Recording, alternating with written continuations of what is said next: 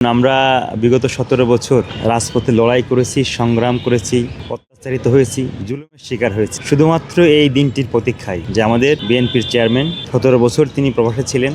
আমরা কিন্তু দেশে থেকে, উনি বাইরে থেকে লড়াই করেছেন, আমরা দেশে থেকে লড়াই করেছি। ওনার সিদ্ধান্ত বাস্তবায়ন করার জন্য রাজপথে শত শত মানুষ জীবন দিয়েছে। ওনার সিদ্ধান্ত বাস্তবায়ন করার জন্য সবাই অঙ্গহানি হয়েছে, গুম হয়েছে, খুন হয়েছে, শুধুমাত্র তারেক রহমানকে প্রধানমন্ত্রী হিসেবে দেখার জন্য, বাংলাদেশের মানুষের গণতান্ত্রিক অধিকারকে ফিরিয়ে দেওয়ার জন্য, বাংলাদেশকে গণতন্ত্রের যে সুষ্ঠু ধারা, সেই ধারায় সংসদীয় গণতন্ত্রের প্রবর্তন করার জন্য কিন্তু আজীবন আমৃত্যু লড়াই করে গেছেন আমাদের দেশনেত্রী বেগম খালেদা জিয়া, শহীদ প্রেসিডেন্ট জিয়াউর রহমান এবং তাদেরই সুযোগ্য পুত্র। গত 12 ফেব্রুয়ারি আমাদের জাতীয় সংসদ নির্বাচন হয়েছিল। 12 মার্চ, এক মাসের মাথায় সংসদের প্রথম অধিবেশন হয়েছে।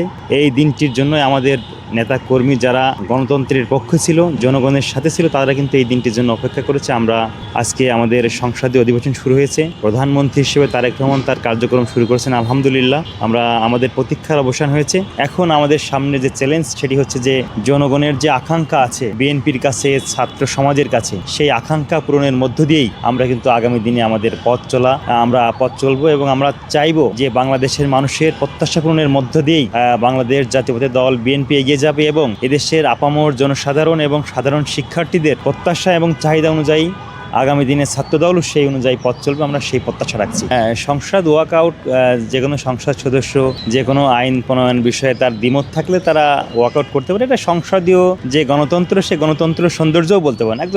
একজনের সাথে তার বিষয়ে মতের মিল হচ্ছে না, সে ওয়াকআউট করতে পারে। আমরা এটা গণতন্ত্রের সৌন্দর্য হিসাবেই দেখবো আর কি। আমরা মনে করি বিরোধী দলের প্রত্যেকটি নেতাকর্মীর সহনশীল আচরণ এবং যৌক্তিক বিষয়ে আলোচনা করা উচিত এবং সেই সমালোচনা সহ্য করা সহনশীলতা কিন্তু সরকার দলের প্রত্যেকের ভিতরে আছে বলে আমরা এটা বিশ্বাস রাখি।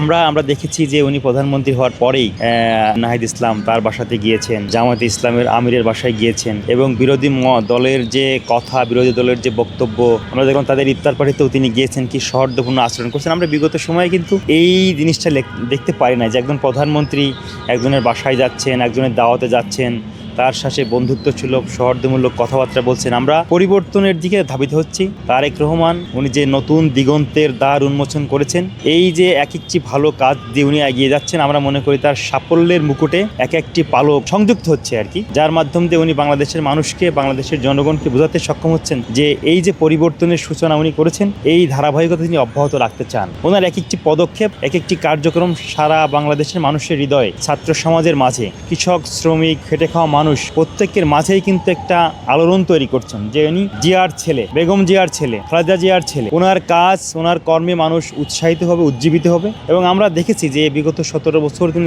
বাইরে থাকার পরেও 300 ফিটে এসে যে 17 মিনিটের বক্তব্য তিনি দিয়েছিলেন, সেইখানে কোনো হিংসা ছিল না, সেইখানে কোনো বিদ্বেষ ছিল না, সেইখানে সহনশীল আচরণ উনি করেছেন, সেইখানে হিংসাত্মমূলক, ব্যঙ্গাত্মমূলক কাউকে কটু কথা তিনি বলেননি। যাদের কারণে তিনি দীর্ঘদিন নির্বাসিত ছিলেন, তাদের নামটিও তিনি উচ্চারণ করেন। এই যে পরিবর্তনের সূচনা তারেক রহমান শুরু করেছেন, আমরা সেই সূচনা অব্যাহত রেখে স্বাধীনতা, সার্বভৌমত্বের সপক্ষে থেকে সাম্য এবং মানবিক বাংলাদেশ বিনির্মাণ করার জন্য সকল বাংলাদেশিদেরকে নিয়েই আমরা পথ চলতে চাই। আমাদের এই পথ চলাই আমরা মনে করি যে তারেক রহমান সবসময় বাংলাদেশের মানুষের সাথে আছেন, থাকবেন। আমরা সেই প্রত্যাশা রাখছি।